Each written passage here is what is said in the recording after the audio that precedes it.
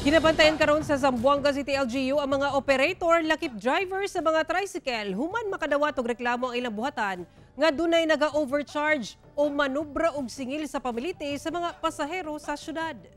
Tungod ini subling nagpagula og official fare matrix ang Tricycle Adjudication Board ubos sa City Ordinance No. 617.